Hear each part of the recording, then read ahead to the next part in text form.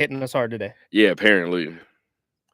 Hopefully, everybody can hear us on the live stream. Everybody can see us on the live stream. And not only that, everybody did not miss those 15 minutes of gold or so that Jesse Merrick just blessed us with. To be completely honest, anybody that heard it live in a moment and maybe it did mess up for the upload later, we will absolutely have Jesse on again. We've actually talked to Jesse about trying to get him in the building. So There you go. Jesse hasn't seen the studio yet, so Jesse has to come down, see the entire setup, see what everything looks like. But yeah, man, the Raider game on Saturday, obviously the more that we creep, the closer that we creep to um week one, right? Week one, we're gonna get small little glimpses, right, of Yep. what this team is supposed to look like. I think everybody's paying attention to the offensive line, similar to what you said, similar to what Jesse said. Anything else in particular that you're looking forward to, rather? I know I'm looking forward to Pete Carroll continuing to be Yeah. the livest person in the room, no matter what room he's in. Yeah, I think the energy around the team with Pete Carroll is just so different. Like, and that's just what Pete Carroll does for any team that he's with, but especially when tied to the Raiders brand, it just elevates it even more. Specifically on the field, I think for me, I'm curious about the offensive weapons. I know we talked a lot about the offensive line, but you have Brock Bowers, you have Michael Mayer, you throw in Ashton Genty. Jacoby Myers, your top receiver right now, and I think there's a lot of question marks after that, right? They go out and they draft a couple of guys in Jack Beck and they have Deontay Thornton there, Trey Tucker. So there's opportunities for guys to take that mantle as that wide receiver 2 behind Jacoby Myers, and I don't know, we'll see kind of how that all shakes out right now, because in my head there's kind of just a bucket of people right now. There's no hierarchy behind Jacoby, and it's nice to have Brock Bowers. That's going to be probably your top target, not your top receiver, but after that, curious to see how that all shakes out. I'm interested to see, similar to what you just said too. I'm interested to see how quickly Thornton can move up the depth Yeah. chart, because I think it's kind of inevitable. I think it's gonna happen. Um, I'm just interested to see how quickly it happens, because I think it happens relatively early. Yeah. And again, I don't think everybody's paying attention to everybody's training camp, right? He's been one of the storylines out of camp. And I'll tell you one other storyline that I was looking at yesterday. Two things. Was I at practice yesterday? Saturday, 2 days ago.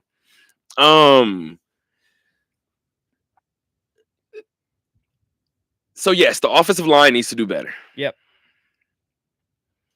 I watched Ashton Genty run a wheel route, right? I watched Ashton Genty get on his horse and take off. I watched somebody match him step by step. Do you want to guess who it was in that Raiders defense that matched him step by step? Curious. I want to know. I'm thinking linebacker. Is it safety? Is it corner? I don't know. It's kind of the first two answers that you Yeah. said merged. It's a converted linebacker. It was Jamal Adams. Yeah, that's cool. And like at the end of the route, I don't know if Jamal said something to him, but Genty kind of smiled and ran off to the sideline. And I looked over to my side and I was like, that person was like, "Was that Jamal?" I said, "Yes." I said, "That's post-injury Jamal." That was in fact him. Yeah, it's a good sign. And we kind of laughed, and I was like, I'm pretty sure Ashton was running. And halfway through the run was like, why are you still here, Yeah. brother? Like the Mountain West already. The Mountain West didn't have guys built like this. No. So I'm interested to see how Jamal Adams continues to grow in his new position. Because I'm not gonna lie, I seen that and was like, damn, okay. And this was 30 minutes after he just described his quad ripping off of his kneecap.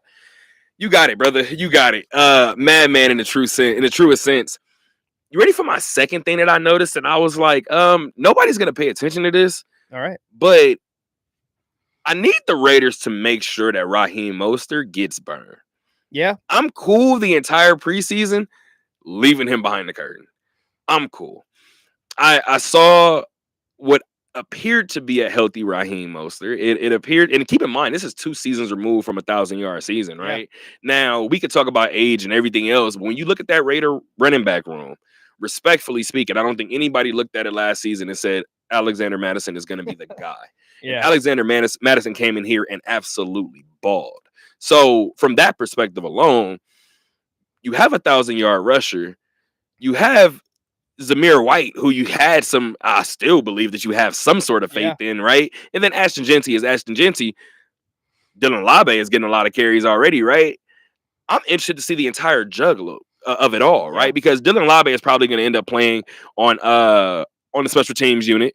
But from that perspective, I do like the idea of having 2 or 3 running backs. And if we know anything about Pete Carroll in Seattle, we can have a carousel of these running backs if we need them. Yeah, and Sincere McCormick too, who had a nice little flash last season as well. So there's a lot of guys in that room that can make things happen. I think, of course, Genty's going to be the bell cow, right? He's going to get the majority of the carries, but it's hard to keep a guy like Raheem Mostert or Zamir White, who for different reasons have shown flashes. Mostert for 10, 11 years now in his career, and Zamir White for the last couple of seasons. Like, you got to get these guys on the field at some point, and it's hard to take Genty off. So is that 2 running back looks? Is that trying to get him in the slot, maybe running some routes? Who knows? And maybe that's where the mesh comes in of question marks at receiver. Let's throw in Zamir White in the slot. Let's see if he can, run a route or take something. As long as this team continues to head in the right direction, because again, last year, I think, and this is what's so interesting about football, right? Because you only get 16, 17 of these. I've been waiting to kind of corner Mark Davis, and he will not let me. I feel like I can kind of get it from him. He's like, nope. I want to ask Mark specifically, what about, everybody's excited around this time of year, right? Everybody's optimistic about something this time of year. I want to ask specifically, which part of his team makes him most confident right now? And I'm sure he has an answer. But I'm just interested to know where he has a lot of that confidence, because when you hear Pete Carroll speak, Pete Carroll talked about that secondary and how athletic it was, right? And again, I'm maybe I should go back to that preseason game and watch, but that first Seattle drive, they're attacking outside the numbers. Yeah. Like, even the runs, they're bumping outside of the numbers. So just from that perspective, I'm like, if you do have these athletes on the outside, it'll show, right? It'll begin to show. So I'm excited to see what eventually happens with this group. Saturday, as Jesse said, 1 p.m. from Allegiant Stadium, San Francisco and Las Vegas. It's always interesting when the 2 Bay teams get at it. Oh, yeah.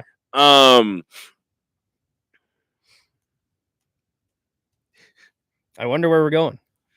So before we even do that, reason why I laughed is because I'm really a statue watcher. Like, I'm a statue. Like, I got to figure out something to do with this. I got to turn this into a show, into a sponsorship, something. You know where I'm going with this, coming off of the Raider talk, right? I think so. Brother, I haven't done the entire deep dive that I want to do into this statue, but New England did a great job of mentioning it once and just never mentioning it again. It was like, by the way, we're gonna do this for him. Just you watch. And then they just kind of waited. And the interesting thing was, in my mind, I was sitting there and I was like, well, okay, well, they're gonna unveil it. So I'm sitting here and I'm like, well, what are they gonna do? And I'm like, well, to be honest with you, you gotta do a LFG, right? Like, you just gotta have them yell, like, just the expression. That's enough. People know what it's from. I'm like, the fist pump is cool, but how do you capture that, right? Like, Brady didn't throw necessarily the wide overarm fist pump. Yeah, it was kind of a straight ahead one. I said, so what do you do? I said, I'm not gonna lie. I said, do you just do one of him real stoic in the pocket? I'm like, I'm with it. I like that one. So that's kind of where I landed, right? Shot, yeah. I'm like, just do an action shot. Helmet on, locked in, staring down a barrel. To see what they came up with. To see the one arm up. To see the facial expression still. I'm here to do one thing and one thing only. Now, as a statue watcher, I'm mad that I haven't been able to rip into a statue recently. Like, the Mark Burley statue is like, some of these statues are absolutely gorgeous. Asia statue, Don Staley statue. Yeah. I have no statues to rip right now. And D Wade, maybe the last one you can. That was the one that I could rip. Yeah. D Wade was absolutely the one that I could rip. Kobe had 2 of them, and both of them are solid. Yeah. Like, one thing that I did notice about the Kobe one, I was like, legs look a little skinny on the solo one. Like, legs look a little, but add a little more. You can always add a little more. Yeah. And even then too, if you've seen Kobe too, his legs were little. Like, his legs were kind of little, right? So, they might have even gotten that right. But this Tom Brady one, again, I feel like certain statues should be larger than life. And one of the ones that I keep pushing for, and I'm going to continue to say it, I'll say it right now. I feel like Greece as a whole, and I know this may sound nuts, but I'm going to 100% stand behind it. I feel like whenever it's said and done, whenever it's all said and done for Giannis Antetokounmpo, I feel like Greece as a whole should be, you're laughing, They're pretty good at them. should build like a godlike statue of Giannis. I'm very serious. And I stand on it. He's going to be up there with all the rest of the Greek gods. The modern day Greek god, Giannis Antetokounmpo. I don't think we're wrong in saying it, brother. I really don't. I think we're on whatever. I think we're on to something. And on top of that, I feel like, because I would never typically do it, I feel like this is the one situation that I would go to Giannis and be like, you kind of get a say so in it. Because knowing Giannis would say, I didn't get here without my family. So I could see Giannis having something, maybe some sort of material that's maybe stitched with siblings' names, or maybe he's standing on pillars that his parents' name, something. That's just where I'm at with it, right? Just in terms of statues, that's how wild my brain gets in terms of how much I like statues. I'm like, when this man retires, we got time, man. 10, 15 years, whatever it is, give him one. Most people are talking about his next team. You're worried about the statue already. So. He's done enough. Yeah, true. He's done enough, and I've been saying one in Milwaukee, regardless. So. I've been saying this for 2-3 years. Like he's absolutely done enough. But this Brady statue, the reason why I said that is because I feel like certain statues you could feel like it's overdone, right? And again, I don't know when I'm going to Massachusetts. I can't tell you, but this Brady statue looks larger than life. Yeah, it looks like a fathead version of a statue. Like, so kudos to New England, kudos to Robert Kraft and company. Last NFL topic, obviously, it's the preseason. Not much to take away from it, but Shedeur Sanders finally got his burn, and shout out to him. No disrespect, right? And this is not a moment where I'm going to applaud him, because we talked about this all the time, and I'm big for saying it. I don't applaud Fish for swimming. I don't. He went out there and played like somebody that shouldn't have been picked in the 5th round. That's what I saw. Y'all kept telling me he was bad. Y'all kept telling me his decision making. Y'all kept telling me his off the field antics. Y'all kept telling me his confident. Yeah. Didn't matter when that man put on his helmet, right? Which is what we kept telling y'all. And the wildest thing is, I can't come across a single soul who we interact with on a daily basis who feels like Shedeur Sanders was a 5th round pick. To imagine 32 NFL owners intermingling and rubbing elbows with each other, and all of you agree that he's not a 1st, 2nd, 3rd, or 4th round pick is absolutely insane and disgusting, and I think we need to look into it. Yeah, and you always hear about the character concerns, right, in the draft season, and there's guys with this, guys with that, and usually that's, okay, well, he's a 1st round talent, maybe he's going to fall to the 2nd or 3rd, because, we'll recognize the talent, maybe we don't want to deal with it. And I don't think we didn't see anything. We heard rumblings of things that happened in some of these meetings, maybe with Shedeur Sanders, but I don't think outwardly we saw a whole lot, other than, look, maybe he's a little arrogant, right? Like, that's probably what you can pin against him. I think when it got to the 3rd round, especially, people are like, we're all looking around like, okay, no one's going to take a shot. No one's going to take a shot. Now we're at day 3 of the draft. It's round 5. I mean, and he goes to a team in Cleveland that just took a quarterback. It was like Cleveland finally recognized, like, okay, this is ridiculous. Like, someone's got to take him. And for the last 20 years, looks like they don't know what to do with one. Exactly. So, and by the way, he's still 4th on the depth chart that they just released for week 2 of the preseason. So he has not moved up the depth chart. Well, here's the thing, too, and this is where I hate to be that guy. They asked him, and this is why I feel like they're setting him up, and I feel like it's so disgusting. Because he should have said this, and I don't know if the competitor in him would say it. When they asked him after the game if they felt like he did enough to move up the depth chart, first thing I thought is what he probably should have said: how when nobody else played? Yeah. Like, respectfully, like, I'm pretty sure I'm in the same spot. I'm just pretty sure I'm viewed in a different lens. Yeah, I mean, the injuries with that whole room right now that whole quarterback room is an absolute mess. So I look, if I were to predict, I think Joe Flacco obviously starts the season. You're just a Kenny Pickett. Of course, he shouldn't even be on the team, but whatever. That's beside the point. He might not become the season. I don't know. Yeah, I think Flacco starts the season. For sure. I don't think anyone really thinks the Browns are going to be that good. I think ceiling maybe they're 500. I don't think they're going to be pushing for the playoffs. So at some point, when inevitably it probably goes off the rails, it's the Browns. I'm sorry. You want me to? No, I'm with you. See the shirt I'm wearing. I'm on your you side, you want me brother. to cheer? But I would like over Kenny Pickett for great Gabriel Shador Sanders to get that first run after they take Joe Flacco out, because you know what Kenny Pickett is, and he's a stable backup, right? You're going to get something good out of him. But let me see Dylan Gabriel. Let me see Shador Sanders. Like we're trying to figure out our future here. We just took 2 quarterbacks. Like if it's week 7, week 8, like all right, let's throw the rookie in. And let's just see what we got. Like at this point, we have nothing to lose. You know what I don't like about that, and this is no shot at Dylan Gabriel, because I actually said that Dylan Gabriel gives me Russell Wilson, right? Mhm. Being undersized, having a big arm. The problem is I didn't think he would be as successful as Russ. Yeah. And I just didn't, right? And some people even I'm still high on Russ, clearly, but even when I bring up Russ now, some people would be like, "Oh, well, he wouldn't have won those rings or possibly those 2 rings, but that one ring, if it wasn't for it, he did it though." Yeah. And that's kind of where I'm at. And as a person who again grew up a Packer fan, no, I watched Russ beat us on 2 deep shots. Yeah, and it wasn't that wasn't that defense. It was one of those cases. It wasn't like the 2000 Ravens where you're like, Trent Dilfer just has to literally exist and the Ravens are going to win this Super Bowl. Exactly. It's like, no, he was out there balling. Like he had some playmakers. They had Marshawn Lynch, of course, but he was spreading the ball around. They were a good team. No, 100%. And anybody who tells you differently is a absolute liar, right? Yeah. And there's no other way around it. But what makes it uncomfortable is let's talk about the arrogance for a split second. I'm with you. Arrogance is what you could probably point it to. I'm not holding it against them because, again, I'm going back to the field in which you work. Yeah. This is football. And I told my brother yesterday, I said, tell me who this was. And I was like, my brother's a Raider fan. So I said, tell me who this is. I said, this person is on defense. Said the play happens. I said, they throw a bicycle kick.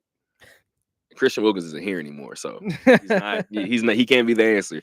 So I'm like, he throws a bicycle kick.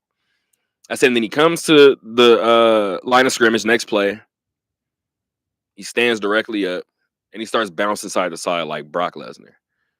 And I'm like, I couldn't take this human being serious, right? No. Although I'm not in pads. So in the midst of jumping back and forth, there was a jump at the line. There was a false start. Now, after the false start, as soon as the whistle blew, the person went like this. I said, Jarrell, who is this? Do you want to guess who it was, Mr. Justin Russo? I've got thoughts, but I think let's hear the answer. It's the obvious one. Go ahead and say it. I would guess it's Max Crosby. That man is not right, brother. I was watching that, and in about 15 minutes, I was like, he's ready to go now. Like, he doesn't need any of this, brother. He was like, I figure it out. Like, and again, like I said, I'm not talking enough about this offensive line because that's what is going to get beat this entire preseason. Yeah. Like, it looks like a point of emphasis. Pete and this group, this coaching staff as a whole, that's a lot of emphasis. They feel like, again, games are won and lost in the trenches, right? Mm-hmm. And I believe that they do have a healthy belief in their defensive line. Their offensive line, I know that belief can be there. They just kind of need to figure out what that exact combination is, right? So we're talking about confidence. That's where I got to the arrogance in terms of Max Crosby. Again, that man is a freak of nature. That bicycle kick, I was like, I don't know, dog. Like, I don't know, bro. You got to chill. But I say all of that to say we're playing a game of football, so I don't mind a little arrogance, let alone the position. Mm-hmm. Say any DB to begin with, I'm going to point to Jericho Flowers here at UNLV. Yeah. That's one person that did not stop talking. No. And people would always be like, oh, well, I feel like they should be. I don't want my DBs to shut up. No, you want the Jalen Ramsey. I don't, bro. You want to Jonathan the whole time, yeah. I don't. I remember somebody went to Earl Thomas, and they was like, what's up with you, E.T.? I ain't heard your name all game. He looked at him and was like, I play safety, bro. That's the way it's supposed to be. Yeah. Like, I'm doing my job back ain't nothing coming across. Like, it's supposed to be that way. Anywho, again, I think what makes that Shador situation uncomfortable is because people are going to ask constant questions Yeah. about a third, but ultimately maybe a third stringer. And Dylan Gabriel was sitting there in the middle. And I think if he goes out there and he doesn't perform, I think once again, this is the Cleveland Browns not being talked about in terms of what not to do in terms of the quarterback room. Yeah. But because everybody's going to be like, put Shedeur in. But you guys put Dylan in the worst spot possible. You drafted him ahead of Shedeur. So what are you going to put him below on the depth chart? You can't do that, right? You obviously, by the number you drafted him, you valued him higher. So at this point in time, he's got to be third. My only bet is Shedeur ends up being your second. Maybe Kenny ends up being your third. And you hope that somebody trades for Dylan. Yeah. So, again, other than that, yes, Shedeur may ultimately get his shot. But if again, it's a double-edged sword. If Shedeur does get his shot, the Cleveland Browns are once again a dumpster fire of an organization. Yeah. I'll tell you which one isn't a dumpster fire of an organization. Oh, really? Maybe one that's headed to their first national championship game. The Vegas Nighthawks with a 74-68 overtime victory over San Diego. I have a million things to talk about. Oh, yeah. But I'm just going to go with the fact that there were 16 lead changes in this game. Oh, my goodness. And when we got to the 68-68 tie, I'm up in the press box and I'm doing my notes. And I'm like, dog, we haven't had a tie all game. It was crazy. That's what made me kind of bug out. I was like, we played 60 minutes of football. Yeah. And on the last second is when we get our first tie of the ball game. Again, I know it happens in the IFL often, but maybe every 3 weeks or so, I sit there and I'm saying, hey, we're watching the game of the year. Yeah. I truthfully think that Western Conference Championship was the game of the year. It was incredible, man. Like you said, I don't even know where to begin with this game because so much happened in it. I mean, the back and forth affair, the defensive stops that were few and far between, but were very critical at the times that they happened and very important to the outcome of the game. The momentum swings all throughout where it looked like San Diego had it early and then Vegas took it back before the half and then San Diego came back and then the last minute of the game was absolute insanity. I mean, and then comes down to the kick at the end to force overtime, which was incredible. And you get overtime itself with another defensive stop. So there's a million places to start. I don't know where you want to start with it in terms of breaking it down, but yeah, it was extremely fun to call and fun to watch. Well, this entire segment is yours. Let's start Quentin Randolph. All right, let's do it. I lost track of how many touchdowns he had in that game. Dog, I covered the game, and I have no idea. At this point, yeah, I mean, no, you know what? Yes, Quentin Randolph is the MVP of the game. Yeah, but I got to tell you, I'm on the field after the game, and obviously I know some of these guys, right? Shout out to Bryce Hampton. Shout out to Adam Plant Jr., who was in the building, obviously. Caleb Holly was in the building. I'm going through, and again, and I told you again, I've watched all season long. This is not a shot, right? We just talked about the situation that Shedeur is in. In fact, you want this from your player, right? Yeah. But in certain moments, you couldn't tell me that the depth chart situation didn't get to Jerome Johnson. Yeah. You can't tell me that. No. And if somebody is to wonder why or have their analysis of it, because Jayden de Laura came in here and played his ass off. He did. Oh, yeah. Jerome Johnson is the reigning MVP. And that's just a tough pill to swallow. So now that's 2 tough pills to swallow, right? So let's just add on if that's the case. When I'm on the field and I'm going around, and I believe it was Claude Davis who hugged Jerome, and I forgot what he told him. And when Jerome came over, we kind of embraced, and I told him, I was like, football is poetic, brother. Jerome took one snap, and it was the snap that sent the team to the IFL national title game. Yeah, it was a fun way that game came all the way around, where he gets the QB sneak at the end to win it in overtime. But you're right that Jayden de Laura, they had no reason to take Jayden de Laura out of the game, because not only was the passing on display, but he was using his legs a little bit in that game too. And there were times in the third and fourth quarter where it did look like the offense sputtered a little bit, and they went to a lot of that read option, and de Laura was keeping it a lot. I mean, I think there was 3 or 4 plays in a row where Jayden de Laura kept the ball on a read option and was trying to pick up yards in short succession and just trying to get something going for the offense when they were struggling. But Had a touchdown run too. yeah, I mean, yeah, Jaden was incredible. Back to Quentin Randolph though, Mhm. 6 touchdowns in the game, 2 in the final minute, by the way. So Incredible. he and Jaden Incredible. Delora just on a complete other level. But yeah, I mean, just thinking about the game too, like the offense started a little bit slow on their first couple drives. They had a field goal, and then Jaden was kind of off the mark, and then boom, he hits Quentin Randolph for a long touchdown. Shane Hooks for San Diego was popping off. He had 3 touchdowns on the season entering the game. He had 3 in the first quarter of the game. So he was matching Quentin Randolph stride for stride every time those two guys would go at it. But the offenses were on display. In the first half, the Nighthawks fell a little bit behind I think it was early in the second quarter, maybe it was late in the first quarter, where it was the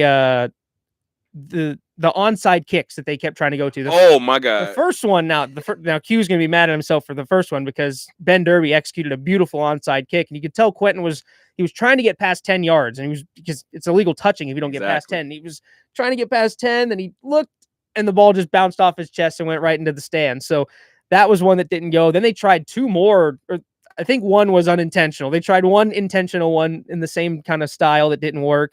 And then Ben Derby just ended up, I think he was going for a squib, and he kicked it off of one of the kick return players. So which never, the way that this team runs, whenever it ricochets off of somebody, I'm like, I don't know. Yeah, like, so that might have been on purpose. That was an unofficial onside kick attempt, sure. But they went for 3 of them, I guess you could say, officially in that first half. And for all of the issues they had with some of the possessions, because the one that came off of Quentin immediately resulted in a touchdown for San Diego, so that was a big momentum swing there.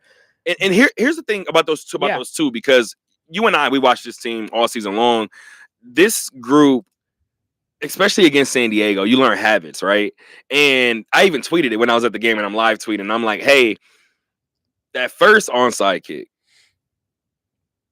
I don't know. I don't know, guys. Let me talk to him.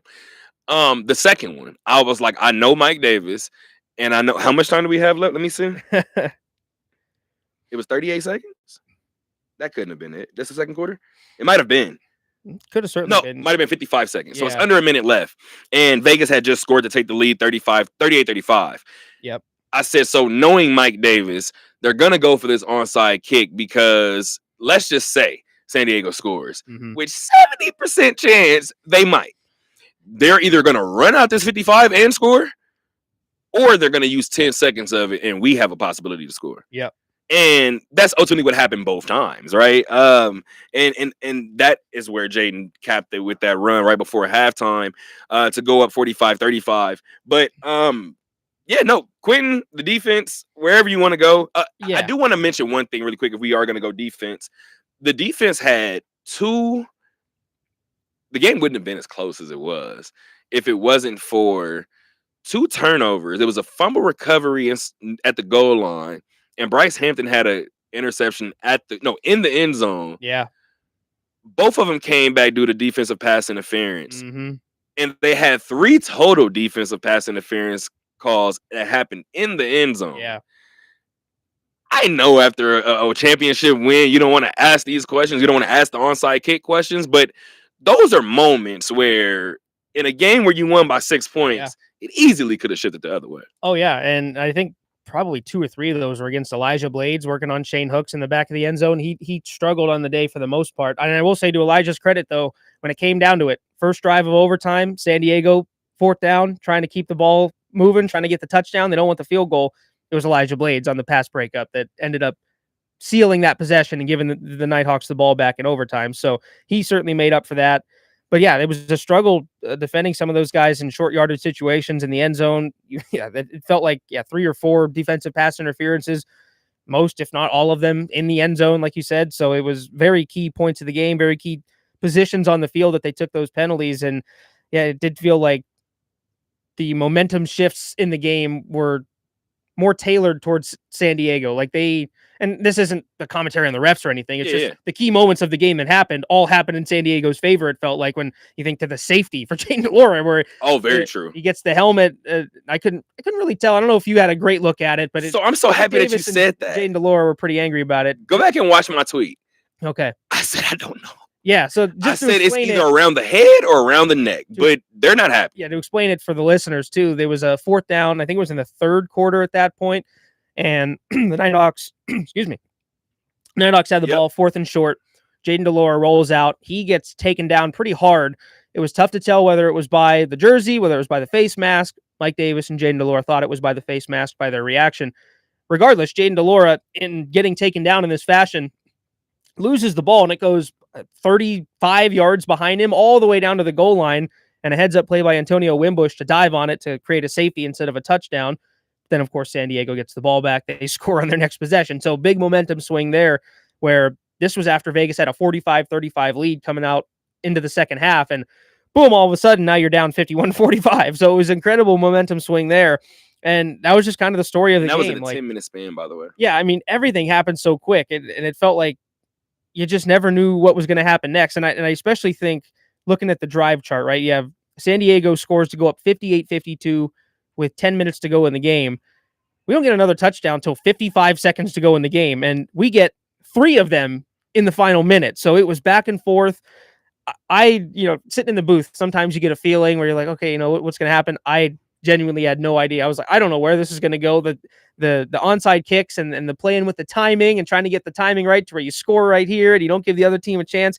It was all over the place. And especially after, I think it was with 3.5 minutes or so to go, there was an outbreaking route that de Laura tried to fire to CJ Jefferson, and it was incomplete. And I thought at that moment, I was like, I don't know, that might have been the game. When that 4th and 2 came up? Yep, given how San Diego was playing. But then San Diego in their own right had a 4th down, and it was a pass from Nate Davis to John Maldonado that was just out of his reach. And then Hawks got the ball back. So I was like, okay, we're back on here. And then Vegas ended up going down, scoring a touchdown, taking the lead. San Diego answered, Vegas answered. We got a field goal. We went to overtime, and yeah, I feel like I'm yada-yadaing the most important parts of the game, but it was so much compact in that final minute. It was crazy. Actually what I was getting ready to say. When you came out and said that San Diego ended up taking, why am I blanking? When you said that San Diego ended up taking 58-52 with 10 minutes. No, the 51-45 early in the or halfway through the third. That one. I was getting ready to remind people when you said that was the 11th lead change. Yeah. So we had 5 we had a lot more to go. That. So I wanna again, sometimes I do this on the show just to make sure we get this number right. 32. Let's do 32:05. Ooh, wait, my nose. Oh, and I want to highlight. Told you my allergies are whooping me today. But I want to highlight really quick too that I have 2 things to highlight, but we've talked about baseball games, like having to rewrite games due to a walk-off or a no-hitter being lost, even though you just got to tweak that one, right? I learned that nothing is harder than like a do or die football game. Like, I had 2 sets of questions. Both were about the same thing, kind of. Tonality were completely different. Like, tonality was completely different depending on which way I looked. And I will let the listeners know really quick, because I have such bad allergies. I just told Justin Russo for the first time in maybe almost 10 years, my nosebleed started back. So if at any point during this show the camera runs to Justin Russo and I run out of here, you'll know why. That's ultimately what happened. That's why you keep randomly seeing me go like this, because I just want to make sure I'm not dripping. Sorry, guys. But dry desert for you. Dry desert heat. Yeah, it's only like 113 degrees outside right now. Not that anybody's counting or anything. No. But, and this is one question that I wasn't able to get off, but we're gonna take the time to give this person credit, because I believe Vegas, just throughout the season, their field goal numbers ranked near the bottom, right? And Mike Davis is somebody who was very, very hard on his certain positions. Everybody, but certain positions get it worse than others. Yeah. And he lets his kicker have it sometimes. About 8 weeks into the year, Mike Davis was like, hey, he's never kicked indoors, and we just got the keys to kick indoors. So for the first 7 weeks of the season, we're winging it. Like, we're kind of just we're hoping to see where it lands. I didn't get a chance to ask this question, so we'll just give him the credit. In the biggest game of the season, Ben Derby played his best football of the season. And in the last 5 weeks of the season, Ben Derby has been one of the best kickers in all of the IFL. And I know that sounds nuts when you look at the overall numbers. Ben Derby has been on absolute fire recently. And when you look at the margin of victory and how tight the game was, you think the deuce that he had was critical in that game. Late was that the fourth quarter, third quarter? That was the third quarter. That was to go up 51 or 54-51. Yeah, with a minute 51 left in the third quarter. I mean, incredible stuff from him to hit that. And for those of you who don't know, if in the IFL you kick the ball off, if you on the kickoff kick it through the uprights, you get 2 points. So it's very hard at Lee's family for him to do because there's a very low hanging center scoreboard, and it's very hard for opposing kickers to try to dial that in because they don't have to practice. They don't get to practice it a lot. And Ben Derby has kind of found that perfect little groove where he gets it just under the ceiling, he gets it around the scoreboard. You have to line up a certain way. And he hit a big one in the third quarter to give him an extra 2 points, give him a full 3-point lead and a little bit of a cushion. And 2 on all the extra points. I mean, that were so critical in this game. When you think to the game tying field goal that happens, it's because Ben Derby hits all his extra points, and he hit the extra point after the big touchdown that Quentin Randolph scored. So he was excellent. He had a onside kick that for 99 times out of 100 probably gets recovered, especially by Quentin Randolph. So he had a great showing there, and he was excellent. And for a team that, I mean, Mike Davis, I think he went on Facebook early in the season and he posted like, hey, if we're looking for kickers, like he had an open invitation to kickers. And Ben Derby wasn't a part of that crop that replied, but in that search, he found Ben Derby, and it's just been a beautiful marriage between the player and the team. So it's been great to watch him grow throughout the season. He's really upped his numbers, especially become really automatic on those PATs, which has been great to see. And yeah, he played an excellent game. So I went back to go try to see where it was, and clearly I didn't overran this, but there was a game recently where the Nighthawks barely lost, right? And I think they're winners of 6 of their last 7. So it may be that Bay Area game, that 55-54 game. There was a missed field goal somewhere in there. I think Ben Derby might have missed 2 in that game. And I told Mike, I was like, I know we get on kickers, and I'm always asking a question about kicking changes and things like that. Yeah. Said both of those snaps were bad. And before I could even get the answer out, Mike was like, no, terrible. Like, no, that's not on Ben. Like, that's not his fault. He was like, the fact that he even got it up is great because those snaps were just bad. And he was like, we just got to work on it. So, and he talked about the margin of error, right? Yep. And it seems like every step of the way, the quarterback change, the mishaps on special teams that turned into perhaps one of the better special teams groups, one of the best special teams groups in all of the IFL, to these kicking woes, right? To ultimately righting those wrongs. It seems like every step of the way, one of the things that I always say, especially in football, you have to build these calluses. Vegas has built a lot of them, right? Yeah. And what's interesting is one guy said it, and I don't remember which guy said it. I was talking to Q before he ran into the locker room. It may have been Q, but somebody ran in there and I was facing the other way, and they was like, I've been waiting for this since last year.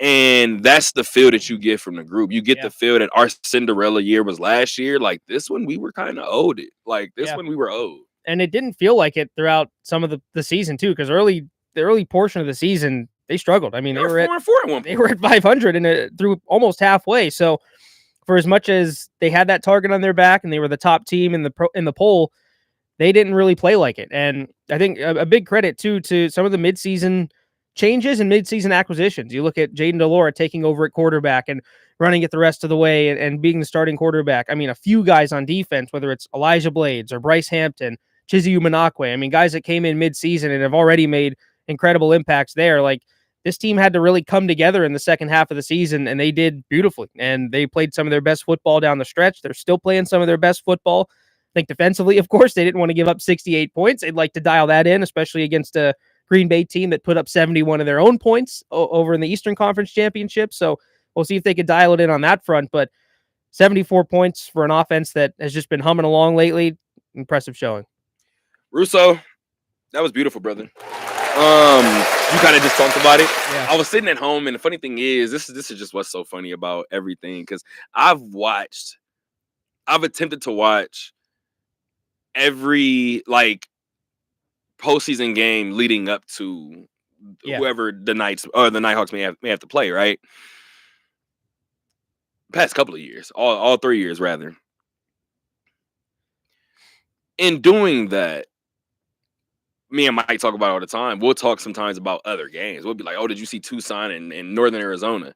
And we'll have that discussion. I don't know why, but like you said before, all the emotion from Friday night I didn't even bat an eye on Saturday. I got the Yeah. notification after the game, and it was like Green Bay said, "We'll see you in Arizona." Something. I said, "Oh, there was another football game tonight." Yeah. I was like, "Whoops!" I just expected to wake up and realize, "Oh, Vegas has an opponent." But you just talked about it. Saturday, August 23rd, Green Bay in Vegas for all the marbles. Uh, I don't know, man. I have goosebumps right now. I'm kind of giddy right now. This group has been playing with a different fire, as you said before, since about week 10. Yeah. And football is, and this is what makes me smile about it, because we always tell you guys, right, in terms of what we cover, that football is literally the team that catches fire at the right time. Yep. And sure, that can be said about every team, right? But when you play these one and done style playoff games, it's really the team that's feeling themselves the most in the moment, the team that has the most swagger in that moment, the team that has the most going right in their favor in that moment. Vegas wasn't supposed to be at home on Friday. No. It just, and the same thing goes back with the Indiana Pacers. There are just certain things that occurred during that playoff run that I told somebody. I said, we just look like the team of destiny. We look like people keep throwing logic in, and we keep defying it. And it shouldn't be that way. And the Nighthawks, 1-2 through the first 3 weeks, 4-4 through the first 9, might have been through the first 10. I asked Mike Davis, "Can you start your season in week 5?" And he was like, "We're gonna try. We're gonna have to." Like, because these first 3 weeks, like, I don't know. Like, I don't know what that was. To look at this team, and like you just said a second ago, sitting at 4-4. Not gonna lie, last year you probably could have sold me on it. Yeah. This year sitting at 4-4, I don't know, dog. You need a lot of things to go your way. And to their credit, they've had a lot of things go their way. That same day, earlier that day, 1 p.m. from Allegiant Stadium, Dan Mullen and company kicks off. I've been sitting like this, though. I've been sitting like Mr. We're ready to go for about a month, bro, because I kind of like the fact that I haven't seen a practice in person. I don't like it, and I do like it. I don't like it because I want to be completely shocked. On the 23rd, but at the same time, too, I've watched closely enough to know where the highlights should be, right? Mm-hmm. Again, it's against Idaho State. They moved it up, so maybe they're rushing some things too. Maybe they don't fully expand their playbook. But I'm excited to see what you said maybe a week ago. A lot of Power 5 talent that fizzled out elsewhere, whether it was injury, whether it was trouble that they got into, whether it was whatever the case may be, transfers, whatever the case may be. There's a lot of talent around this UNLV football team. I'm just excited to see if they were able to put it together. Let's talk some basketball. Of course, we'll end with baseball and we'll get out of here. We are into the second hour of the Talk That Talk radio show. I'm Terrell. That's Justin. We're recording from the Harry Reid Research and Technology Park here on Sunset. This is episode 48 of season 7. In total, this is episode 374 of the Talk That Talk radio show. I don't know why I'm putting up my notes, because we're getting ready to discuss the Aces and their first 4-game win streak of the season. Yeah, we sat here last week with a bunch of questions, and now we have some answers. It's good. So here's the thing. Wednesday's going to tell everything. And the interesting thing is, Breanna Stewart, everybody's like, well, Stewie's not playing. Cool. It doesn't matter. It's about the Aces. And I know a lot of teams always say that, and the Aces said it all last year, right? Or the second title run, Aces versus everybody. Cool. That's great. Sometimes it's your opponent. Plain and simple. Sometimes it's whoever you got to go against. You talked about that 2000 Baltimore team. Sometimes it's who you got to go against. It don't matter what you do. So just from that perspective, this game on Wednesday, it 100% is all about the Aces. Ignore the fact that Stewie isn't playing. Ignore the fact that they maybe have been slipping in the past 2 weeks. Ignore all of it. Ignore all of it, because that's still New York. And I believe, if I recall correctly, New York has the last 5 meetings against Vegas.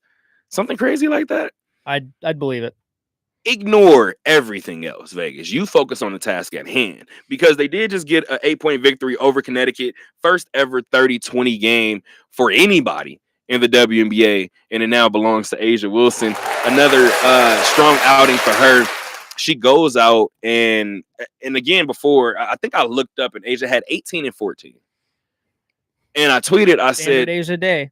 Pretty much, right? Because Yeah. I'm just lollygagging along, covering the game, and I look up and say, dog, this is 18 and 14. And I tweeted, Asia's probably going to flirt with with a 2020 game. Mm-hmm. I had to go back and quote that tweet and be like, so maybe it's a 30-20. Yeah. This is insane. And me and Will Despard, again, from Sports Illustrated, talked about it. And Will works everywhere. Oh, yeah. I just realized I was about to say Ball is Life, and I was like, no, he's there too. So Ball is Life, Sports Illustrated, the Sporting Tribune, Will is everywhere. Field level media. I think I did it. My bad. I always forget one. I think that's one I always forget. My apologies. But Will and I talked about it after the game, and he kind of shook my hand, and he was like, dog, that was insane. And I was like, nah, it's more gross because like it doesn't feel out of the ordinary. Like that's the part that makes it kind of more gross, right? And then you add the fact that Jackie gives you 20 plus points. Jewell Loyd is looking more like Jewell Loyd coming off of the bench. Dana Evans is a spark plug. We always want some sort of 6-man power, right? And Dana has provided that all season long. She's provided that little extra scoring punch. But now you're adding another champion next to another champion in terms of Dana White. You're adding Jewell Loyd next to her in that second unit. The second unit looks ridiculous right now. So we shall see what that turns into. After the game, I asked Becky about, and A'ja, the same thing, about just being able to rate this team's growth from the start of the season to now. Because one of the things that Becky said early in the year, she said, we get punched in the face and we turn away. Like, it's the craziest thing. She said it a couple of different ways. She was like, we get punched in the face and we cower. Like, it's just, she was like, you got to get mean and you got to hit back at some point. And when I asked Becky the question, here's the two interesting angles that both of them gave me. I asked the question and Becky was like, well, I think a lot of it was us putting our hands down. And it's real easy to get punched in your face when you're not defending yourself and you don't have your hands up. She was like, so again, talking about kind of self-inflicted wounds, right? She talked about learning the basics, talked about drowning in 2 feet of water. She was like, I think we're out of the shallow end of the pool. Like, I think we're into a good spot, right? I think that was her answer to Willie's question. And then A'ja comes in. And I'm like, A'ja, what, as the leader, how do you rate the growth and the ability to take a punch? A'ja kind of laughed, and A'ja didn't really answer that question per se. A'ja said, we just started punching back. Yeah. Like, I think we're gonna get hit. Like, it happens. But we got tired of getting hit finally. And I was like, damn, what an interesting two perspectives. Because Becky was like, you do it to yourselves. Like, if you get punched, it's your fault. And A'ja was like, I'm just tired of getting punched at this point. So I'm just going to hit back. And one of the things that she said, and I thought it was so poignant, she said the Aces have always walked, played, entered the building, whatever, with this swagger, like we're the Aces were here. And we all know how that can come off at a certain point. People get tired of it. And like she said, we got punched in the face. Then we got punched in the face. And then we kept getting punched in the face. And we realized, oh, this isn't going to stop like until we punch back. So kind of what we talked about with Jesse Merrick a second ago, that's what you want to hear from your star player. That's kind of what you want to hear from your coach, right? I do like the fact that Becky is hesitant to say we've turned that corner. She said we've made improvements from the top of the year. I do, depending on how the season shakes out, I do want to ultimately talk to Becky about it being 2 consecutive years where she's saying, I think we got it figured out once the calendar turned to August. Yeah. So. Yeah, and I like that analogy you brought up with them about, getting hit and fighting back and all that. It has felt a little different this year with the Aces too. Just looking at some of this, just the final scores, right? Like, even against the Lynx or something, where it's like lost by that many points. Like the Aces lost by that many points. I don't care who it is in the WNBA. Like, I know the Lynx are a great team; they're 27-5, but it's almost a pride thing at some point. Like, we got to stick in the fight a little longer. And I get some days aren't your day, and you're going to have one-offs, but they haven't been one-offs this season. They've been, some of the losses are 20, 30, 50, 15. It's like they're not in these games really ever. So that's been something I've been curious about, like when that turn would come. When are we going to get back to our game? And they're still in the thick of it. I mean, they're 18-14 right now. They're tied with Indiana. They've given themselves a little bit of breathing room with some wins over Golden State and Seattle, which has helped. But there's still a lot to be decided where they end up. Like, can they get as high as 2? Can they fall as to 10? Like, I don't know yet. So they're not out of this yet. I'm happy that you said that, because that's how wide that's how wide the difference is. But that means that's how little the margin of error is, right? I'm trying to figure out how I want to word that, because the Aces are currently, talk to me. 6 games separate second place from 10th place. Yeah, see, and you said 6, and here's I'm gonna give you 2 numbers, because they're tied for 5th with Indiana, like you just said, right? They're a game and a half back of Phoenix for 4th. Yep. And then they're 2.5 games back the second spot, which is currently a tie between New York and Phoenix. I mean, excuse me, Atlanta. And Atlanta. And the reason why I said Phoenix is because, and DeWanna Bonner said it maybe a week ago, you can't mention Phoenix and not think of BG. Yeah. Atlanta. I know that the way that Vegas made Atlanta look, right? And I talked to Becky about not letting the bigs get and do their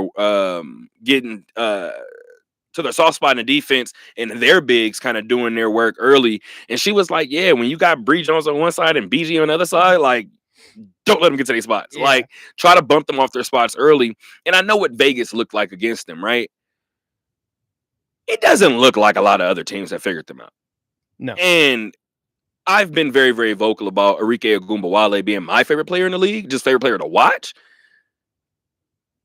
Ryan Howard is probably right after that, right? So I've been really, really high on this Atlanta group since Tanisha Wright was the head coach. Like, I wanted this group to produce when she was the leader. So to see them where they are isn't necessarily a shock to me. But Vegas is beating Phoenix this year. Vegas is beating Atlanta this year, right? That's why this game on Wednesday is so important, because you need one over New York, because the Liberty come to town on Wednesday, the 13th. That is a 7 p.m. start. That is the end of a 3-game homestand. I will not be in the building. Daryl D. Hoop Harris has the game on Wednesday night, so he will take that. Really quick for me, if you don't mind, can you pull up the NBA marquee games, since I've had a minor slip up with all of my electronics over here for whatever freaking reason? Because they released the opening night games, they released the Christmas Day games. And I want to just go through a couple of them real quick before we get to baseball news, and we'll get out of here, Russo. All right. So what do you want to talk about Let's first? go to opening night first and give me the games. All right. Opening night, we have the Houston Rockets at the Oklahoma City Thunder. Ooh. And the Golden State Warriors at the LA Lakers. Ooh. All right. How do you feel about people saying that the NBA is petty for making Kevin Durant watch Oklahoma City raise a banner? That's good TV right there. That's what I thought. Good job, Lee. It's the same reason the Steelers are playing the Jets in week 1, and Aaron Rodgers and Justin Wilson are playing, or Justin Fields are playing each other. Like, good football. You gotta have good TV. Yeah, it's like, when the schedule comes out in any sport, like, you pick the dates. Like, everyone in hockey's, when's Mitch Marner going back to Toronto? Like, those dates. Everyone wants to see that. Sports is nothing but soap opera, but a soap opera with sweat. Yeah, that's literally what it is. And I heard O'Shea Jackson, I heard Cube's son say, because I completely agree. We were talking about wrestling, and I was talking about wrestling with somebody, and I heard him say it, and he was like, "It's theater with violence." Yeah, pretty much that inaccurate. Yeah, that's pretty much I had to think about it and was like, he's absolutely right. It's theater because sure, it's scripted. We're out here acting and y'all are all watching. So like, this is like one shot, and like, this is shooting a movie and this is one shot. Right. And I'm doing all my stunts. So this is good theater. This is what we want. I'm not mad at that take. Go ahead and do me one more favor and read the Christmas Day games for me. Christmas Day. We got 5 of them. Yes, sir. Cavaliers at Knicks, Spurs at Thunder, Rockets at Lakers, Mavericks at Warriors, and Timberwolves at Nuggets. Mavericks at Warriors is gonna be insane. Yeah. Do you know why I asked you to bring this up? I don't know.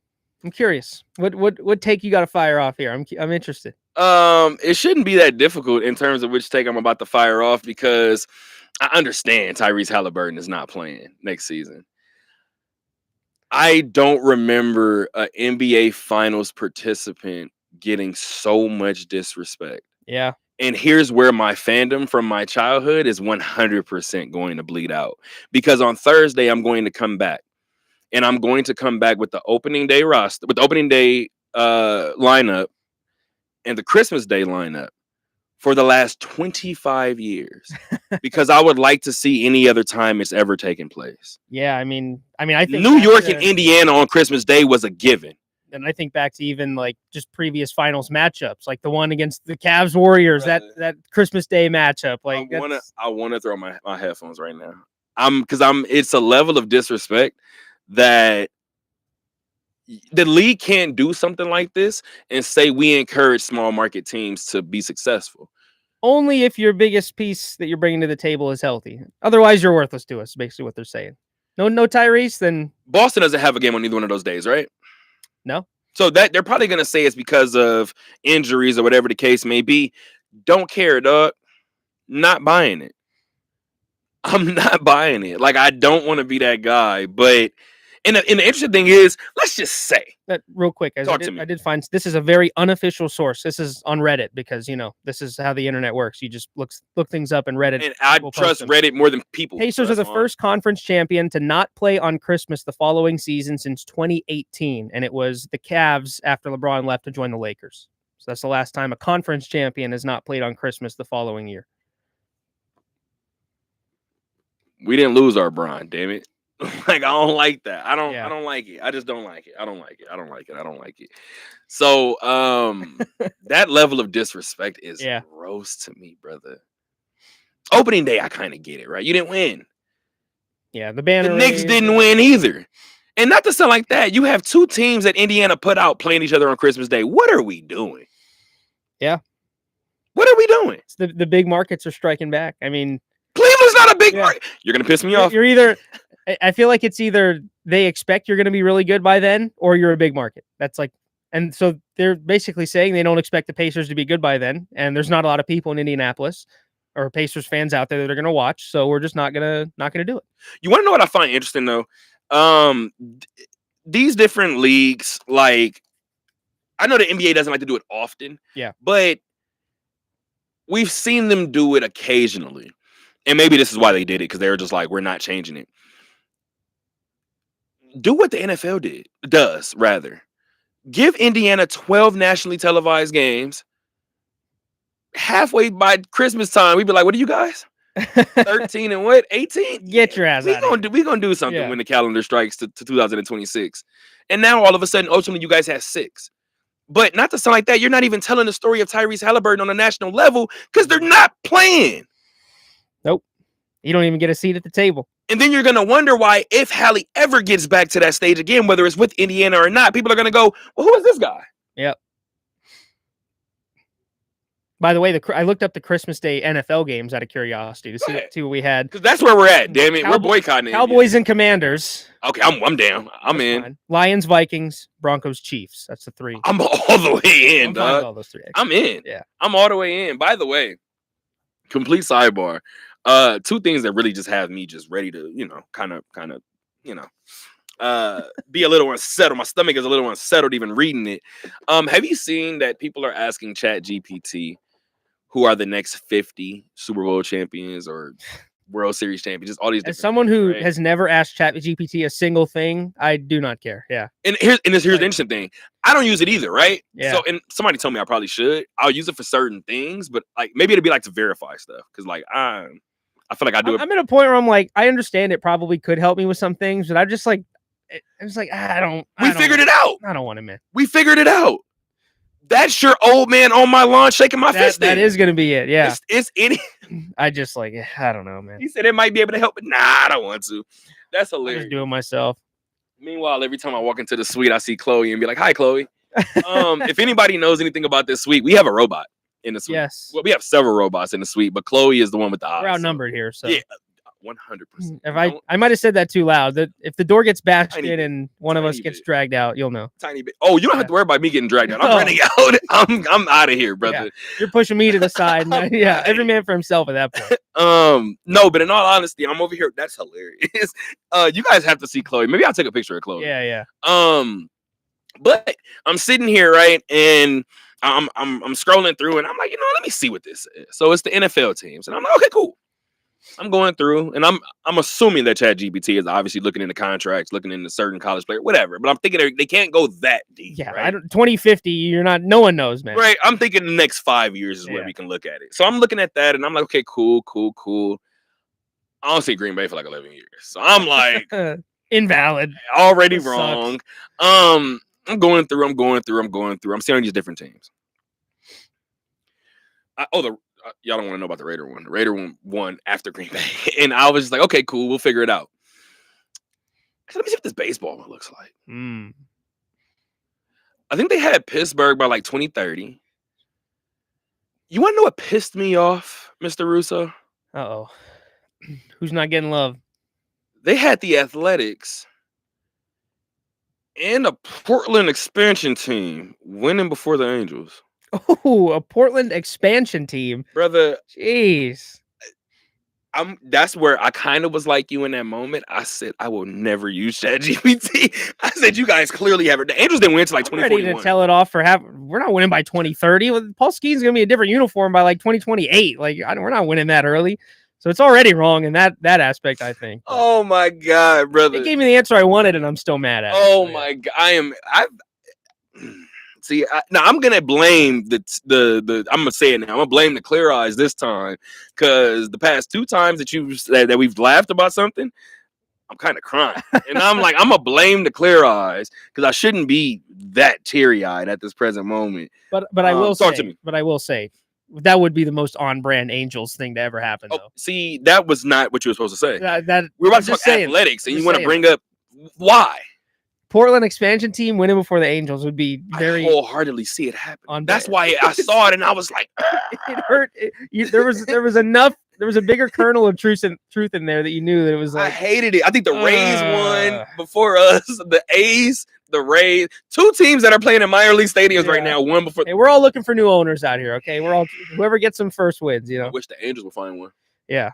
Hey, sincerely, where's the camera? In the same boat.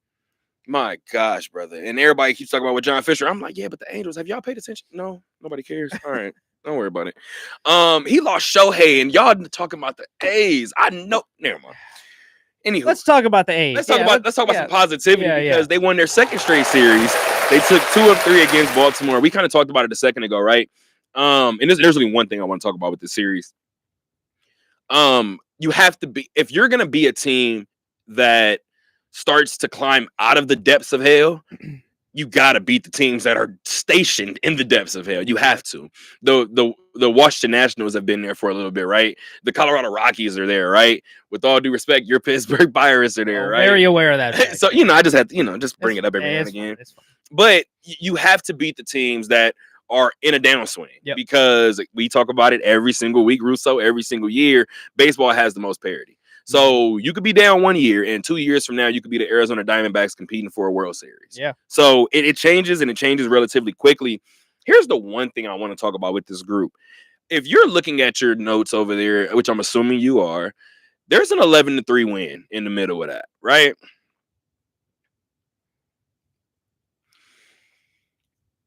I don't think it's a fluke anymore. And I'm just here to say it. Whenever the Athletics figure it out, and they start winning games, the Athletics will be, if not the league's best scoring team. And they're there. And I know that people may hear this right now as a team that's sitting at 53 and 67. I'm here to also tell you, I don't care. I don't care whether you believe me or not, because this team is interesting enough. We talked about the Aviators this year, and we said this team necessarily doesn't have enough pop, right? And then as the season was going on, we were like, well, Nick Kurtz got a little pop in his bat. We didn't expect him to have it this early. He was gone.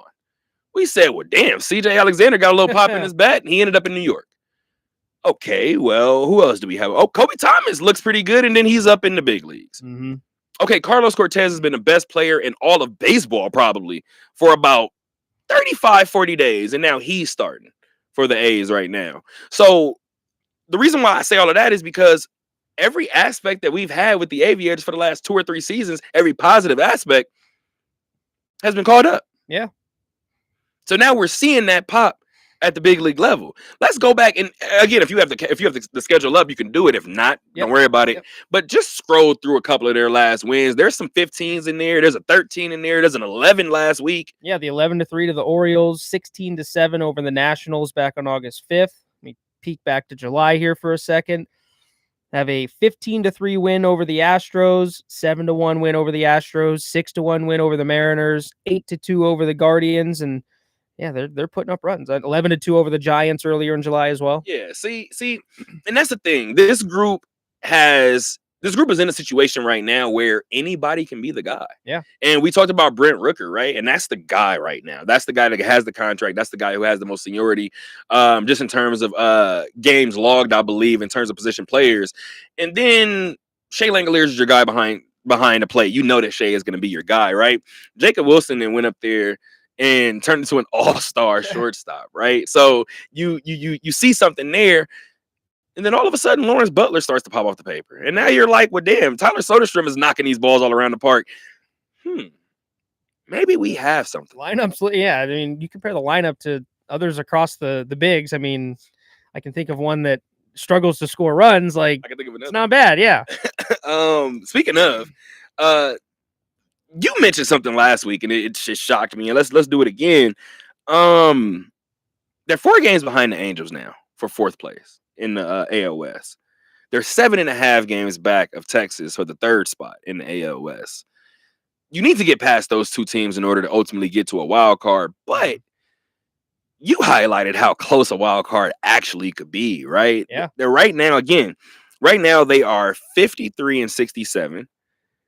Let's do some quick math real quick. It's 120 games into the year, so you have 42 games left on the year. That was good. Give me a round. That was really quick. Yeah.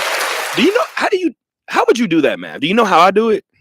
Yeah. How do you do it first? Because I have a way in my head. But okay, so I'm pretty sure the fact that you have one already, I'm pretty sure it's the same one.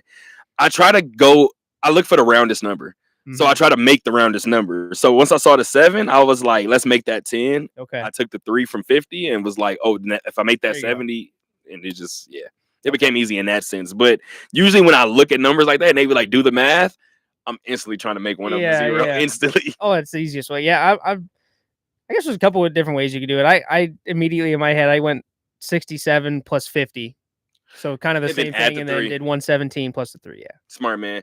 I was about to say, because either that or my second go-to is to stack them and just do it old school style. Yeah, in my head, once I stack them, I'm fine. There's some that you get in your head and you're like, I can do this in my head, and you're like, all right, hold on. No, wait a minute. Now then you get to like 10 seconds and you're like, damn it, I gotta write this out. I gotta think a little harder about this. Where's my pen? Yeah. The funny thing is too, if you guys are wondering why we're even like patting ourselves on the back, we use these for a living. And if you notice anything about this is a pen. Yes. And you shouldn't do math in pen. No. So we deal with words. We don't necessarily deal with numbers. Yeah. So that's why we're extremely proud right now.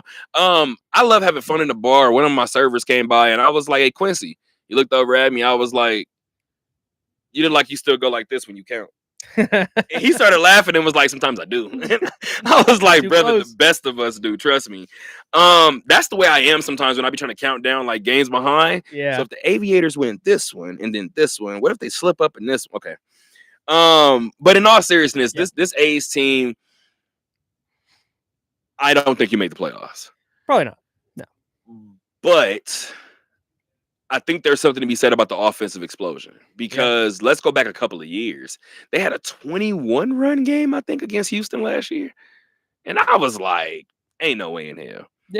And then I think they scored like 18 against Seattle. And I was like, all right, guys, that's not a fluke. Like, this isn't minor league baseball. Like, that shouldn't happen at that level. And now you're seeing it this year where they're pumping out the 7s, the 8s, the 11s, the 13s. You said a 16 a second ago. This group looks like it'll be able to swing the bat. It makes me even more mad after having this full conversation that they traded away not only Mason Miller, but JP Sears. Yeah. They start a 6-game homestand tonight, as a matter of fact, from Sutter Health Park in Sacramento. They will host the Tampa Bay Rays for the first 3 games, and then I don't know if you have it up anymore, but I think the Angels are next. I could be wrong. I believe they are. I The Angels, I dipped think away so. for a second, but I'm No pretty worries. sure they're next. Yeah. I was actually I was curious when you brought up some of the offensive numbers. I went back year by year, and Talk to me. it's the highest runs per game they've had since they went 86 and 76 in 2021. So they have 4.4 runs per game this season. They were under 4 the last 3 seasons previous, and then 2021 they were at 4.59. So Russo, there you go. this is the funny thing. When you've covered a team long enough, you can be like, hey, this feels different. Yeah. This feels like you guys are scoring a lot more. And you just said it a second ago. Like when you know a team inside and out, you were talking about the prep for the Western Conference Championship on Thursday, and you were like, dog, I got 2 folders full of stuff. What you want? Yeah. Like I could tell you how many yards Quentin averages in this particular situation, this particular scenario, and it should be down to a key, right? And that's the thing I keep telling you guys: when your team is struggling, those are the things you have to look Yeah, to. and Like, even talk to me. looking further, team batting average are hitting 254 as a team right now. That's the best they've hit since 2013 when they were first in the AL West and won 96 games. So Yeah, this is not coincidence, Yeah, guys. This is it's not coincidence. Not by a visibly long different. shot. Yeah, And on top of that, keep in mind too, the first 3 months of the season, the AL West looked piss poor. it was. It looked terrible. like I think the leader of the division was Seattle, and they had maybe 3 games over 500. Yeah, everyone was bouncing back and forth, and it wasn't really great. Yeah. So again, we've seen this parity change relatively quickly. We think it absolutely can happen once again in terms of the A's. Let's talk about some history real quick in terms of Major League Baseball.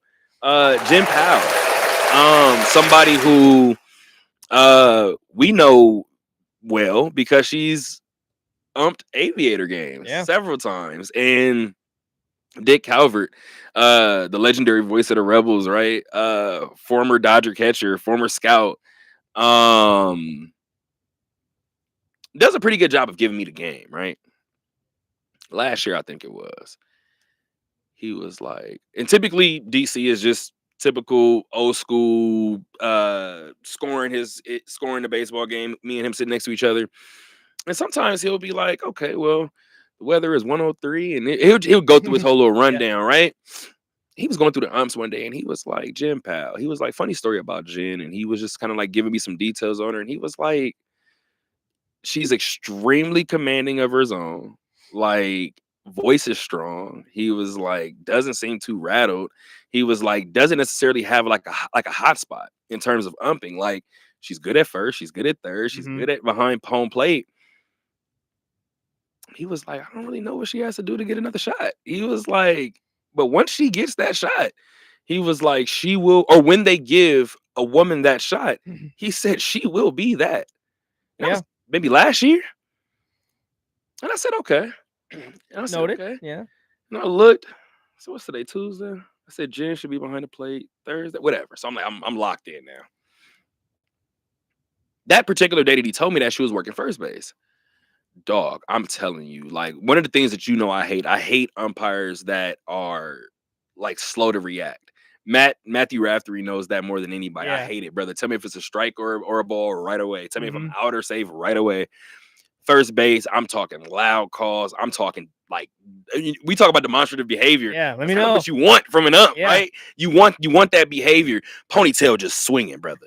And I'm like, I don't know, DC. I like her. Yeah. I don't know, dog. Like, I just like decisiveness. Even if you're wrong, just be decisive. Like, that's what I learned as a ref.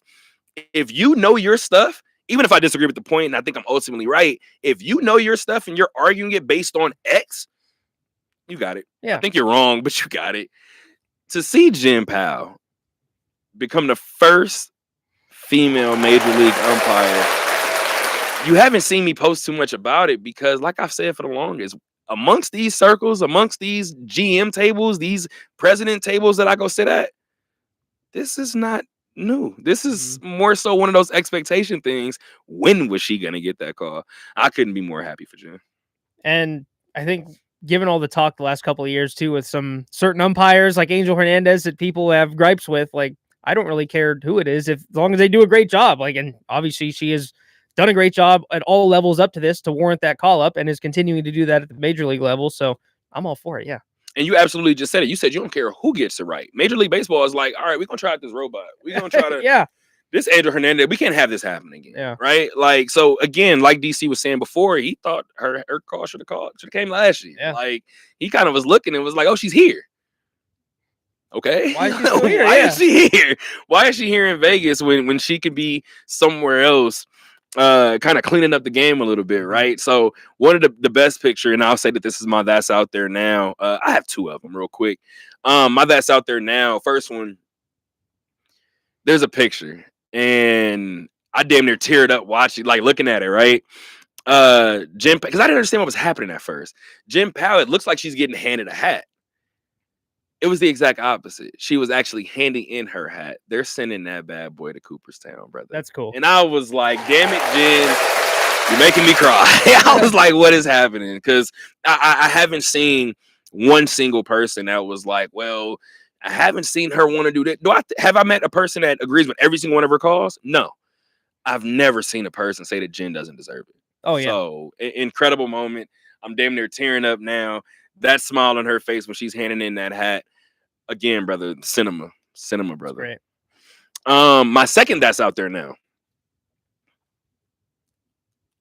This is the third time I've brought them up.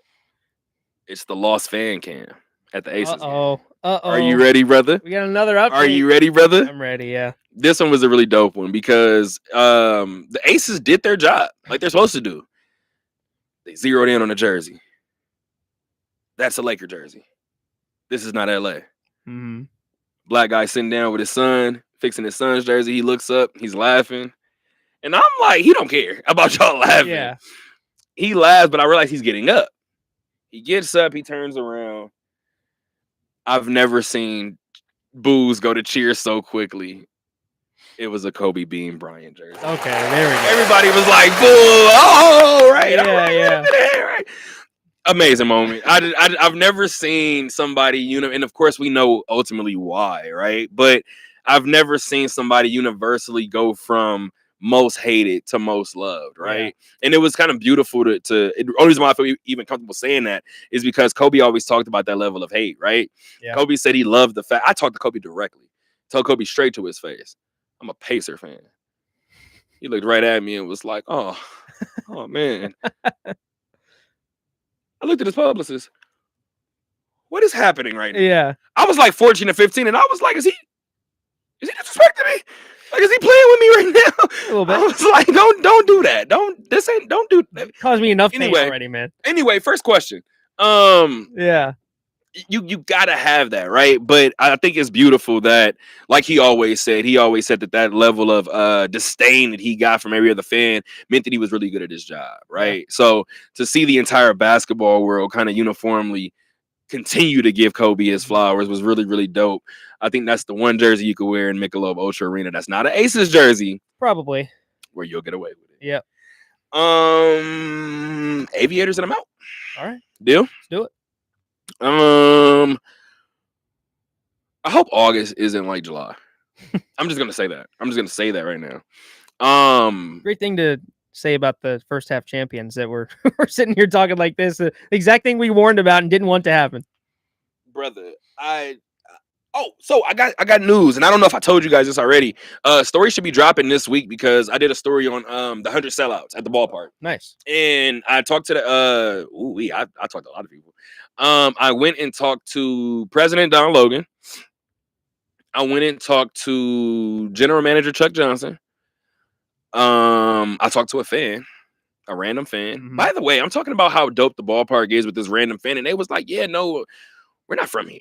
Like, we drive in like 3 or 4 times a year just because of the ballpark." That's cool. And I was like, "Damn it, I got good energy." Like, I'm so happy that I've talked to them. But in doing that entire interview, we're talking about how dope the ballpark is, and then once I get to the GM conversation, I'm kind of discussing with him like, so elephant in the room, the A's are coming. Are the sellouts still going to happen? And I'll give you guys a quick little glimpse. He said, at the end of the day, we know what the big league team is. Like, we know what we're competing with, and because of that, we're not competing with it. Like, there's nothing to compete with. He said we will continue to be the ballpark with this amenity, with this amenity, with this amenity. He was like, we will continue to be the ballpark with the $2 beer nights on Thursday nights. He said we will continue to be the ballpark with the specially wacky gimmicks and game nights or in theme nights. He was like, we'll be the family friendly spot that we continue to be. And he kind of almost said like, we'll be there like as backup. Like we'll kind of be there to rely on. He was like, but we've built enough cachet in the city, like he said, to where it's not just a baseball game. He was like, there's a genuine support here since Cashman. And like I said, I can't wait for that story to drop because, like he said, the A's are coming. We understand it. We're very aware. This is what we have to offer that they don't. Yeah, that's cool. And maybe as someone who works in minor league sports, I have a certain affinity toward the Silver Knights. I got a bone to pick with you. And of course, what they bring to the table. Oh, I know you are confused, but I'm very mad at you right now. He's super mad at me. All right. But it's nothing to do with my favorite team. I just think I think it is cool how I think there will still be an audience that likes to go to those games. Like it's an off-strip experience too, where it's sometimes you go on the strip where it's a Golden Knights game, Raiders, now A's. It's like it's a lot, and especially if you're just a fan trying to figure everything out going in, it's a lot easier to just go off the strip and get a very similar experience and a fun time regardless. And at the same time, too, where else are you going to see players like Shea Langoliers and Tyler Soderstrom gather Nick Kurtz gather their bearings for, I don't know, maybe $15 a night? Like, you might want to go do that one, right? I'm mad at you. I don't know what I did, but I survived this long in the show, so let's see. So, and it's one thing that you said that brought it up. I'm very upset. My final appearance on the Talk That Talk radio show, because Terrell is this upset. I can't wait. It might be. I'm going to be honest with you. Because I'm at the Nighthawk game, right? It might be. And I'm at the Nighthawk game, right? And they're doing ads, doing advertisements. I'm on my phone and I'm like, okay, cool. Let me get this live tweet out. I'm doing my notes. Boom, boom, boom. I hear a loud ass huzzah chant. I just looked around. Okay. I go back to what I was doing. About 15 minutes later, I hear it again. I said, no, I'll look up. Okay. So if anybody listens to the OD podcast, you guys know Helena. Shout out to Lanes. Lanes is the Vegas Golden Knight cheerleader. Lanes is at the game. I text Lanes. I said, what the hell was that chant? She said, oh, the huzzah chant? That's the Henderson Silver Knights chant. Bro, let them borrow Go Knights Go. What the hell is that? They do Go Knights Go as well. They do. Then both. Drop the huzzah. What is it? Hey man, we can have whatever we want. Tell me what it is. We're gonna be greedy. Just tell me what it is. I guess huzzah's I've said huzzah on the radio before, so that's our official chant. You have to. That's part of our ad read sometimes. So I don't know what it is. It's like a it's a rousing rally cry. Yeah. So at the end of, how you go to the Golden Knights games, right? And there's the knight and he fights the. Yes. Yeah, so not the same at Silver Knights games. At the beginning, there's essentially a town crier, is what he's called. He reads from like a scroll and he kind of does his little routine where he talks through and gets the crowd amped up and says, oh, the people from House, Bakersfield are trying to get into House Henderson and to, take our castle over, or basically whatever. Okay. So at the end of it, he turns to each side of the crowd and he goes, let the battle begin. Huzzah. It's just kind of like begin the battle. Okay. So this is why. So it's no longer your last time on a radio show, because I was confused for a second. I was very upset because you had me out here walking naked and I didn't like it, sir. I heard the huzzah and I was like, I was like, what is it? After every goal is scored at the Silver Knights games, the before the PA announcer comes on, Matt Marks, the town crier, will have the camera shown on him, and he will be in the stand somewhere, and he will open his scroll. The goal is scored by Sir, Brendan Brisson, or whoever scored the goal, and then everyone will say huzzah at the end of it. So, and then the official PA announcement, like you would expect, would come through, and yeah. So I'm here to tell you that you and Lanes collectively have sold me, because when I told them just let them borrow Go Knights Go, she texts me like huzzah in my messages, and I'm like, no, don't do that again. And she was like, bro, you have to come to a Henderson Silver Knights game. And I don't be outside often to just enjoy a game. Yeah. That would be a game I can go enjoy. So I told her, I said, I'm gonna do it. I'm gonna come out. The Go Knights Go is still there. It's still part of it. Don't worry. You'll still get. As long as I still feel comfortable and at home, that's fine. That's fine. You're gonna be all right. Well, the Aviators are hoping that they feel more comfortable at home because they dropped 4 of 2. They went 4-2 on the road in Salt Lake. Well, we just talked about this team getting absolutely stripped, right? Um, Good thing they won the first half. my dad is 100%. My dad is in these comments. And he's giving you a heads up. Okay. He's the only way you'll get banned from the show is if you disrespect Penny Hardaway, Reggie Miller, or the Angels. I want to give you a fair warning that I feel like I've already disrespected. he's already disrespected the Angels. A lot. He's already way past that line. Maybe all three. Matter of I fact, haven't I've drawn disrespected the Penny line. Hardaway and Reggie Miller yet, so I'll stay away from those. I'll keep that for you. I've drawn this line with him about 3 times for the Angels, and he keeps crossing it, and I just keep drawing it. It's because both of our baseball teams are terrible, and we can both bond over the fact that combined we probably still won't have as many wins as the Dodgers. So it's fine. It's whatever. And that's the last person you need to tell that to is him. Trust me. Just boost up the ego a little bit. And as much as it is, brother. So again, we're talking about this minor league baseball season, right? Yes, the Aviators look bad right now. Let me not say bad. The Aviators look like they're fighting for their lives right now. July looked bad, plain and simple. Right now, it looks like they're trying to figure out, okay, where these new pieces go. How are these guys going to deal with slumps, things of that nature, right? I still don't want to see Oklahoma City. I'm just telling you something. Team in the back of your mind that I always. just don't want to see them. Yeah, and it's like any rivalry too. No matter how good you're feeling in a certain season, there's that one team where you're like, it's always the cliche of throw the records out the window, right? You never know. That's like the Oklahoma City stuff. My dad can't say go Dodgers in this chat. I will ban you from this chat, sir. But no, in all seriousness, the A's are hoping that they can come home and resurrect something, but they're playing the current PCL leading Tacoma Rainiers. We talked about Seattle, right? So again, that's their minor league system and or their minor league farm team, and it can result in an energy boost for either team, right? If Tacoma goes out and Tacoma dominates at home against the first half champions, maybe they're going to look around and say, hey, maybe the second half is kind of ours for the taking. The Aviators go in there and they take care of business at home. You can kind of start to right the ship at home a little bit because July was not pretty at home. But you can kind of start to right some things in order to go in there, beat the second half leading team in terms of Tacoma, pick up a big win for the league, for you in the league in terms of the league standings. I mean, sitting at 16-23, 7th in the PCL, you have to take it step by step. You kind of already said it a second ago, Russo. This team already won the first half, so you're not going to miss the playoffs by how bad you play. However, how long you stay in the playoffs is determined by how well you play right now. And that's what we talked about with the Nighthawks too. Like, the hottest team sometimes can come in and ruin everything for you no matter what you did earlier on. So I don't know if we need them to necessarily get back to what they did in the first half, but they need to right the ship and they need to start winning some games sooner rather than later to at least kind of look like they did in the first half. Russo, I have, and this is completely random, but we're going to get to my dad's tip in and we'll get out of here. My dad said he liked the fact that you looked up what you looked up for Nick Claxton in terms of the number 10 craziest basketball record. I want to read 9 and 8 today. Complete sidebar. All of us had favorite players growing up, right? Just random favorite players and just favorite players that you even liked, and you were like maybe not a Kobe, a Penny Hardaway, a Jordan, a Bron, but just a player that you like. A role player. Yeah, you may look at Royal Ivy and be like, that's my guy. That's who I like. My cousin loved Bonzi Wells. Okay. And we used to look at him and be like, you're really a Bonzi Wells guy. Like, out of all people. That's your guy. And I have no reason why I just thought of that.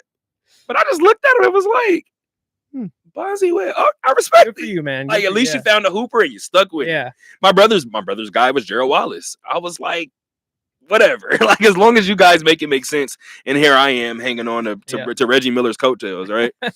But here's one from my dad. I remember this game, actually. You might too. Most points scored in a college basketball game by a single player. Oh. You ready? Yeah, I'm ready. I'm trying to think back to digging the archives here for a sec. It was done by Jack Taylor. He scored 138 points. See, I knew it was going. Yep. The second you said that. On November 20th, a day after my birthday, 2012, playing for the Division III Grinnell. My dad said Byron Scott was his random player. He's like, on November 20th, 2012, playing for the Division III Grinnell. I'm hoping I'm not saying it wrong. Grinnell Pioneers. Grinnell assistant coach David Arsenault wanted Taylor to work out of a shooting slump in preparation for the conference schedule. That day, against Faith Baptist Bible College, Grinnell centered their entire offensive strategy almost solely around Taylor. Ridiculous. With that game plan, he played 36 minutes, shooting 52 of 108 from the field, 27 of 71 from three, and 7 of 10 from the free throw line. I remember watching this happen, and I said, and I'm happy my dad did his research, because I said they had to either draw it up for him or the team is piss poor and they let him do what he wants. Like, it's one of the two. It's either Ace Bailey at Rutgers situation, do what you want, or this is the last game of the year and who cares. This was like, for me, one of the last really good eras of like Sports Center and ESPN too. This was all over ESPN. This was everywhere. I remember this going mega viral. This is funny. I'm super happy that you said that, because that's the first thing I'm going to. As soon as my dad sent it to me, I said I could probably tell you the entire script from that night. Like, it was amazing. This next one is number 8. Quickest player to foul out. Oh, this is why I thought of Bonzi Wells. This is not done by Bonzi Wells, but it's done by Bubba Wells, who fouled out in 2 minutes and 43 seconds. That's impressive. You had to try to do that. Yeah. Wells only played 1 year in the NBA. You don't say. You do not say. One box score and stay far away at that point if I'm a coach. Like, oh, you had 16 the other night? Yeah, but you fouled out 2 weeks ago in 2 minutes. So I don't know, man. Like, can I even control you at this point? He said you had 16, but I don't know if you remember 2 weeks ago, Doug. What happened? Well, I'll tell you guys what happened. He only played 1 year in the NBA, but on December 29th, 1997, while playing for the Dallas Mavericks and playing against the Chicago Bulls, Wells put his name in the history books. Oh, this is interesting. Dennis Rodman, who was shooting 38.6% from the free throw line at that point in that season, Dallas wanted to send Rodman to the line. Oh, God, as much Hacker as Rodman. And Wells was assigned to be the player to foul Rodman. In the third quarter, Wells entered the game for the first time with the sole intention of fouling Rodman. I would be pissed, actually. You only gave me 1 year in the league? Yeah. And my job is the enforcer? It's your fault, man. And I got to go enforce against Dennis Rodman? Anywho, that's funny. In the third quarter, Wells entered the game for the first time with the sole intention of fouling Rodman. By the way, the plan backfired, and Rodman went 9 of 12 from the free throw line that night, and Dallas lost 111 to 105. Would have mattered. Oh, my gosh. My gosh. Oh, as we get out of here, I'm getting ready to cue up this music. I'm getting ready to cue up this music. Russo, I appreciate you again, brother. Back-to-back episodes, some personally, I appreciate you. I thought of a random NBA player. Shannon Brown was my guy. I love Shannon Brown. That's a good one. That's actually a good one, because if you know anything about Shannon, there's a reason why he landed in LA. Yeah. Shannon started hooping before he got to LA. So, and then he got to LA and became a key piece of a championship, 2 championship Crazy teams. hops. I love Shannon Brown. That block that didn't count counts, brother. That's just like the Dez catch. That counts, brother. Yeah. That counts. I have my dad, or I did my dad's tip in. Again, I thank you, brother, for joining us. Yep. Thursday episode, everything should be still on for Thursday night. Anything else for the people, Russo? I'm good. I'm excited for 2 weeks' time. Nighthawks national championship game. I'm ready to go. I'm excited, brother. Let's see what Vegas has to offer us. And until next time, guys. Is it playing? I don't know why my music isn't playing. Wait a minute. Whoa. We will start this over until it works. Until next time, guys. Keep on talking. It is be crazy.